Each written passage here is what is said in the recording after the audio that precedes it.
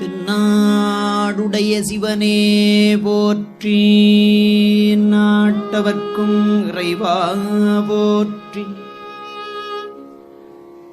பூழியர்கோன் வெப்பொழித்த புகலியர்கோன் கழல் போற்றி. ஆழிமிசை கல்மிதப்பில் அணைந்த பிரான் அடி போற்றி.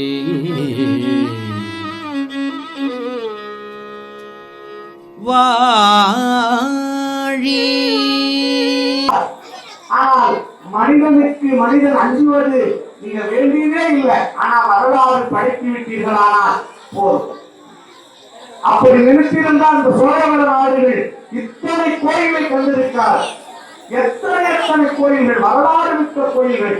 அதனால் பெரியவர்களாகி நீங்கள் இந்த திருக்கோயிலில் தினமும் இந்த 10 நாள் மட்டும் வந்து வழிபாடு செய்வதோடு மட்டுமல்லாமல் நீங்க நினைத்து பாருங்க, 8வது நாள் என்ன 8ல சிறப்பு அப்படின்னா 1 2 3 4 5 6 7 8 எழுதுங்க, 9 எழுதுங்க.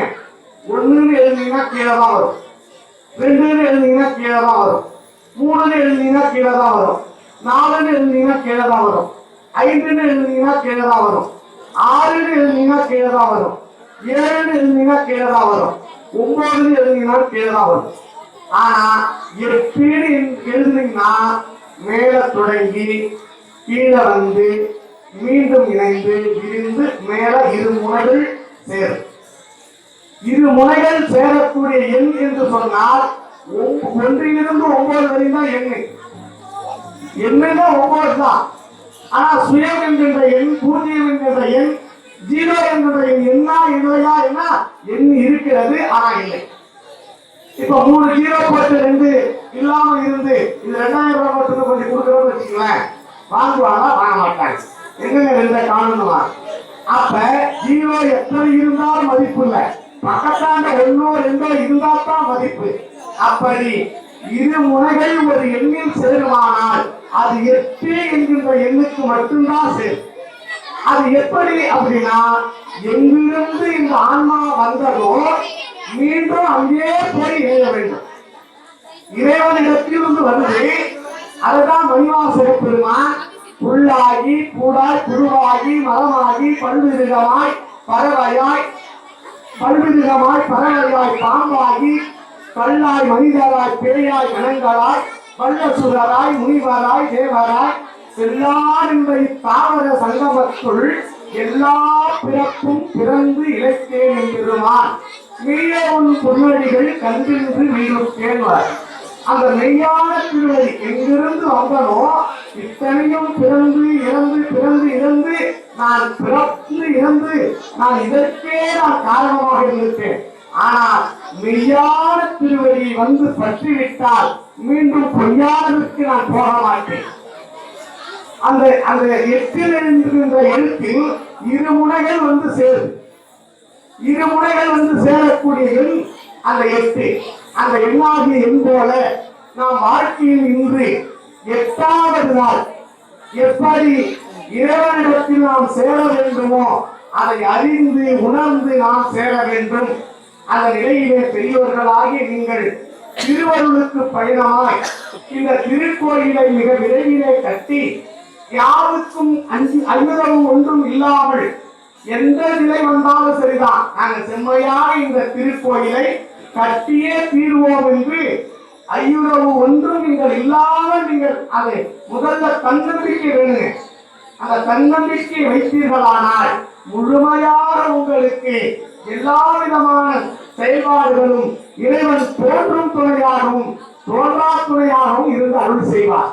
அந்த நிலையிலே இப்பொழுது இந்த திருக்கோயிலை அமைப்பதற்கு என்னென்ன பொருள்கள் தேவைப்படுகிறதோ அந்த தேவைப்படுகிற பொருளை முதலிலே நாம் ஈட்டுவதற்கு அதை கொட்டேஷனாக நாம் வாங்குவதற்கு ஒவ்வொரு இடத்திலும் நாம் கேட்கக்கூடிய நிலையை பெறுவோம். அது மட்டும் இல்லாம இந்த ஒரு இப்ப கருவறை இருக்குது. இந்த கருவறைக்கு எவ்வளவு செலவாகுது? அதை ஒரு 3 பேர் 4 பேர் சேர்ந்து ஏற்றுக்கலாம். அர்த்த மண்டபத்துக்கு எவ்வளவு செலவாகுது? அதை ஒரு 10 பேர் சேர்ந்து எடுத்துக்கலாம். மகா மண்டபம் எத்தனை ஒரு வரிக்கு ஒருத்தங்க ஏற்றுக்கலாம். இல்ல ஒரு கல்லு ஒருத்தங்க வாங்கி தரலாம், 10 கல்லு ஒருத்தங்க வாங்கி தரலாம். அப்படி தந்து இந்த கோயிலை வளமாக நீங்கள் செய்வீர்களானால் இந்த பிறப்பினுடைய ரகசியம் அதுதான் இருக்கு. பிறப்பினுடைய ரகசியம் எதுல இருக்குன்னா, நீங்க இந்த கோயில் கட்டி முடிப்பதுதான். வரோம், பொழுவை பார்க்கிறோம், சாமி கும்பிடுறோம், 10 நாள் சிவாயிரங்கள் தேவாரம் பாடுறோம், கேட்கிறோம், போயிடுறோம். ஆனா போன ஆண்டு போலதான் இந்த ஆண்டு இருக்குது. ஆனால் நாம் என்ன செய்து வைத்தோம்? ஒரு நாள் இருந்ததோடு ஒரு நாளாக நம்மை விட்டு தேதி என்கின்றது தேய்ந்து கொண்டே இருக்கிறது. இந்த தேதின்னு இருக்குதுல்ல, அதற்கு ஒவ்வொரு நாளாக தேய்கிறது என்பது பொருள். ஒவ்வொரு நாளாக நரை வருகிறது, அதற்கு பின்னால் திரை வருகிறது, அதற்கு பின்னால் ஊப்பு வருகிறது, அதன் பின்னால் திணி வருகிறது, அதன் பின்னால் நமக்கு சாக்காடு என்கின்ற சாக்காடாகிய இறப்பு வருகிறது.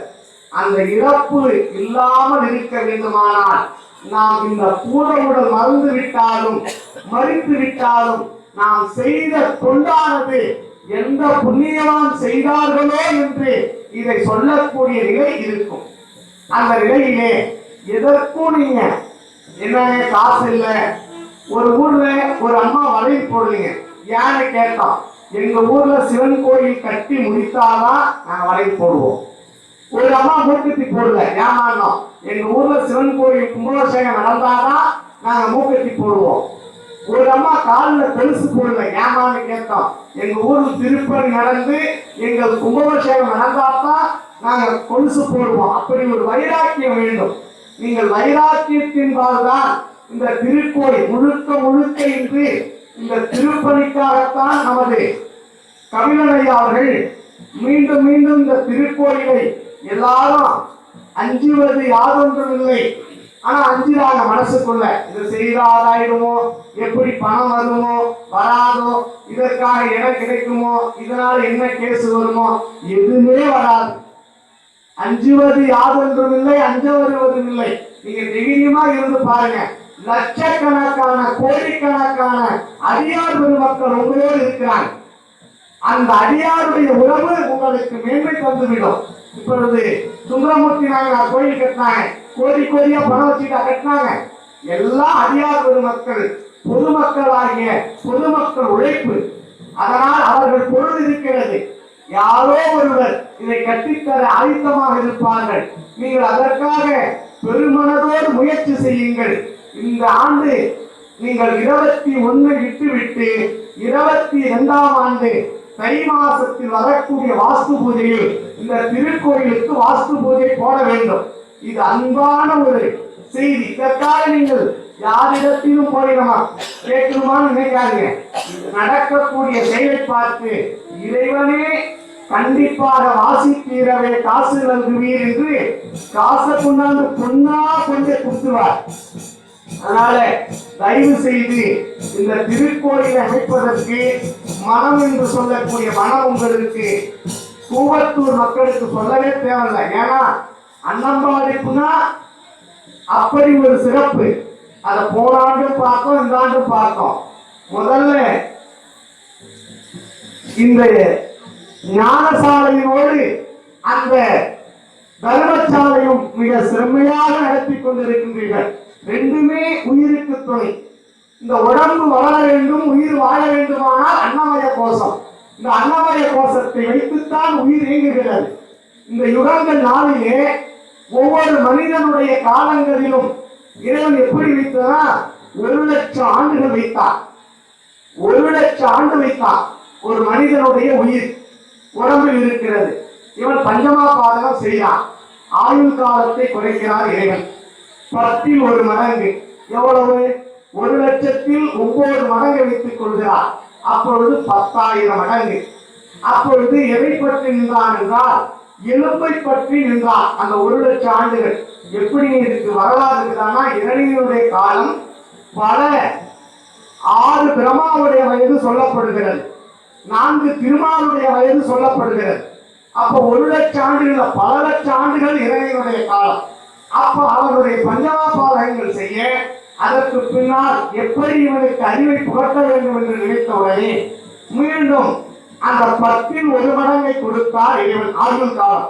உடனே அதில் 10,000 மடங்கு, அந்த 10,000 மடங்கில் இவன் பஞ்சமாபாதகங்கள் செய்ய அது யாருடைய காலம் என்று சொன்னால் நாம் இப்ப நினைக்கிறோம் ராவணேஸ்வரன் என்று சொல்லக்கூடிய காலங்கள். அந்த காலம் தன்னுடைய நரம்பை பற்றி வாழ்ந்தான். அதனாலதான் நரம்பை பிடுங்கி அவன் வாசித்தான். நரம்பில் உயிர் இருக்கிறது. அப்படி அந்த காலங்கள் அது 10ல் 1 வைத்து 9 மடங்கை வைத்துக் கொண்டு 1 மடங்கை மட்டும் தந்தார் இறைவன். ஏன்னா பஞ்சமாபாதகங்களை குறைத்து ஆயுளை குறைத்தாவால் இவன் புரிந்து கொள்வானான்னு பார்க்கிறார். அப்ப கூட இவனுக்கு அந்த அறியாமை சிந்தனைக்கு ஏறவில்லை. உடனே என்ன பண்றாருன்னா மீண்டும் அந்த 10,000ல் 9,000 வைத்துக் கொண்டு 1000 மடங்கை உயிருக்கு தருகிறார். அதுதான் மகாபாரத காலம். அந்த காலம் எப்படின்னா தருமர் வாழ்ந்த காலங்கள். அப்ப அகத்திமா முனிவர் எல்லாரும் வாழ்ந்த காலம். அப்படி பார்க்கிற பொழுது 108 ஆண்டுகள் தருமர் வாழ்ந்திருக்கிறார்.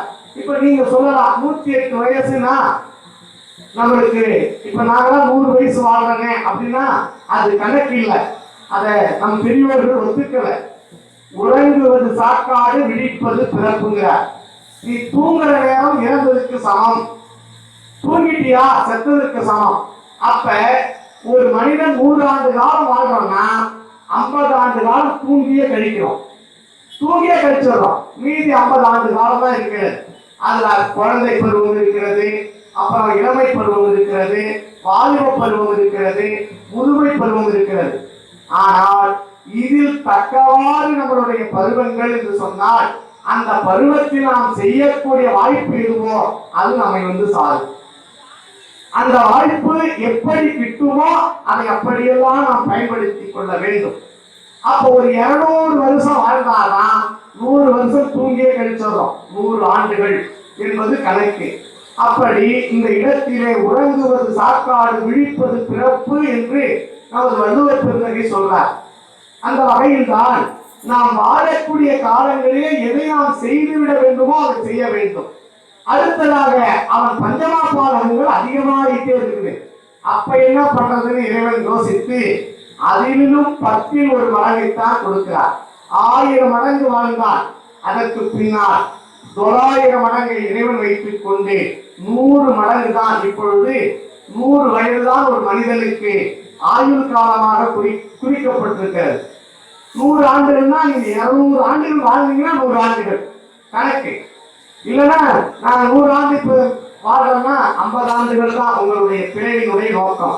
நாங்க சொல்லல, பொய்யாமொழி புலவர் நமக்கு திருவள்ளுவர் கொடுக்கக்கூடிய செயல். உறங்குவது சாக்காடு, விழிப்பது பிறப்பு என்று சொல்கிறார். ஏன்னா நீங்க பிறந்துட்டீங்களா, விழித்த உடனே தான் உங்களுடைய சிந்தனை வருகிறது. கனவில் கண்ட காட்சியெல்லாம் நமக்கு நடக்குமான நடக்காது. ஏன்னா ஞான சம்பந்தருக்கு நடந்தது.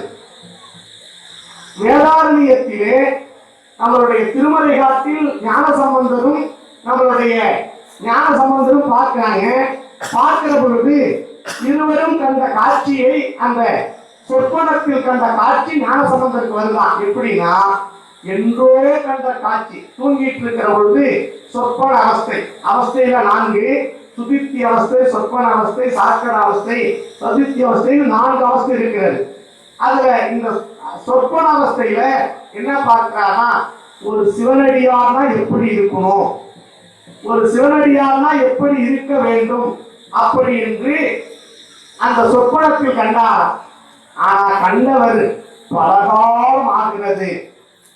கூடவே 3000 பேர், 4000 பேர், 5000 பேர் இருக்கிறாங்க.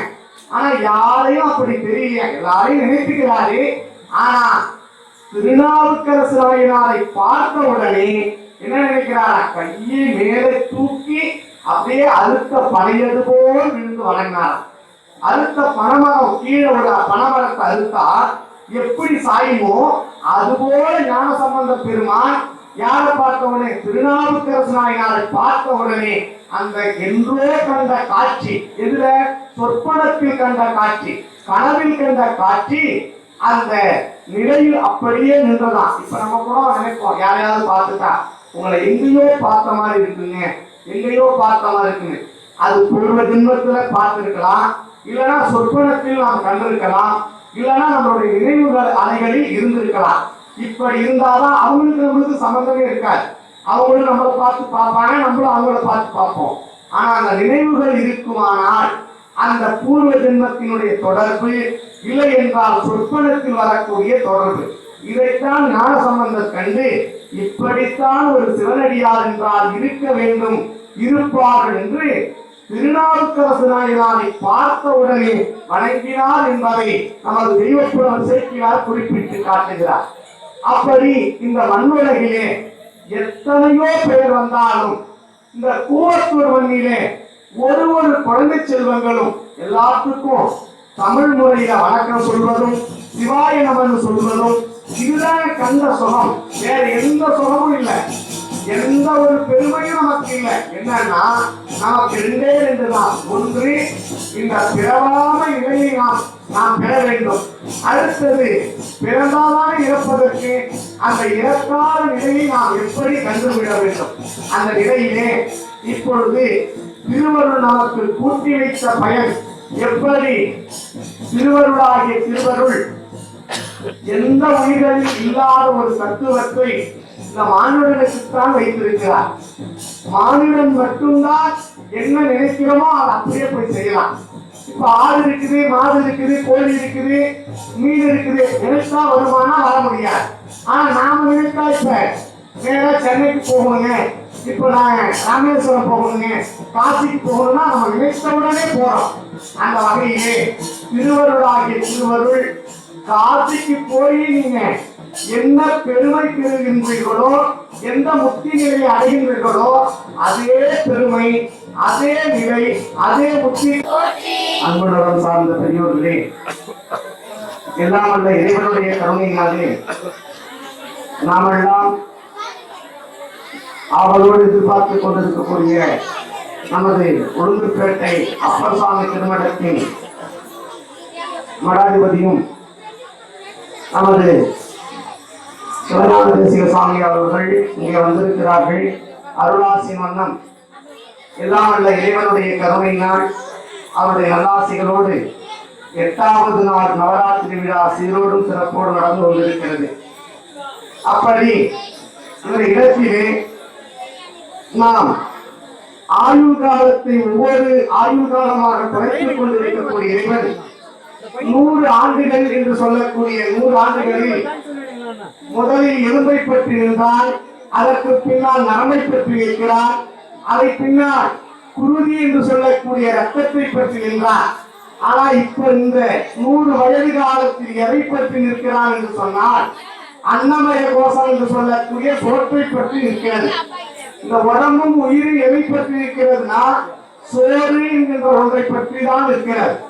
அப்படியாப்பட்ட அந்த சோர், இந்த சோழவர நாடு சோறு உழைத்து என்கின்ற இந்த நாடாகி நாடு பெரும் மனதோடு நீங்கள் எல்லாம் இந்த திருக்கோயில் அமைப்பதற்கு யாரும் ஐயுறவும் இல்லாமல் மிக விரைவில திருக்கோயில் கட்டுவதற்கு எல்லோரான ஒத்துழைப்பை தந்து நீங்கள் அவரவர்களினாலான பொருளுதவியும் உடல் உழைப்பு உதவியும் அது மட்டுமல்லாமல் மன உறுதியும் இருந்து இந்த திருக்கோயில் அமைத்து தர வேண்டும் என்று எல்லோருடைய சார்பாகவும் கேட்டுக்கொண்டு, இந்த நாள் 8வது இந்த நவராத்திரி விழாவிலே கலந்து கொண்ட ஏழை பெரியோர்களும் தாய்மார்களும் அன்புக்கினிய ஆண் பெண் இருபாலர்களையும் குழந்தை செல்வங்களையும் அன்போடு மீண்டும் மனமொழிகளாலே வணங்கி, நாம் ஒவ்வொரு நாள் என்று சொன்னால் அதற்கு பெரிய ஒரு உரை.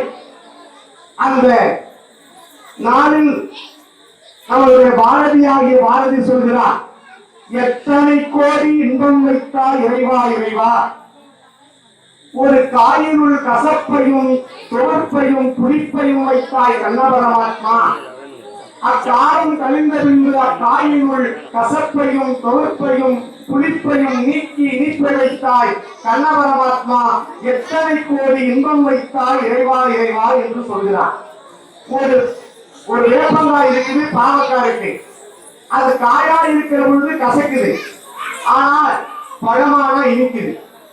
ஒரு பேரிக்காய் இருக்கிறது, நீங்க பாத்தீங்கன்னா துவர்க்குது, ஆனா கொய்யாக்கா காயா இருக்கிற பொழுது துவர்க்குது, ஆனா பழமான இனிக்குது. மாங்காய் காயா இருக்கிற பொழுது புளிக்குது, ஆனால் பழமான இனிக்குது. இதை நாம் இடையில் ஏதேனும் ஒரு சுவையை ஊட்டுகின்றோமானால் இல்லை. காலம் கழிகிறது, அந்த காய் கனியாகிறது, அந்த கனி அந்த சுவையை பெறுகிறது.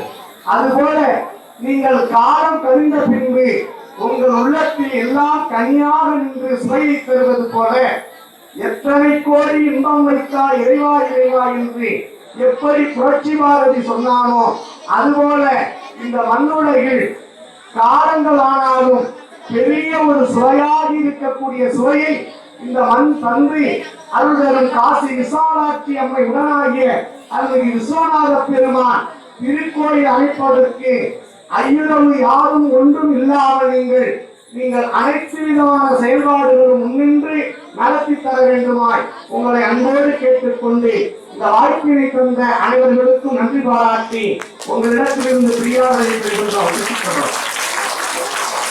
ஆறுதல் வாழ்க, ஆறுமுகம் வாழ்க, வெப்பை குருந்தை தனிமேல் வாழ்க, கொக்குடம் வாழ்க, செவ்வேல் ஏதிய மஞ்சை வாழ்க, யானை நன்கு வாழ்க, மாறிலா வள்ளி வாழ்க, வாழ்க வாழ்க சீரடியாரெல்லாம். திருச்சம்பரம் தென்னாருடைய சிவனே போற்றி, தென்னாற்றவர்க்கும் இறைவா போற்றி, காவாய் கனகத்திரளே போற்றி, பிள்ளை மலையானி போற்றி போற்றி. சிவய நமய நம சிவம சிவய நமய நம சி நம சிவய நம சிவம சிவய நமய நம சி நம சிவய சிவய நமய நம சிவம சிவய நமய நம சி நம சிவய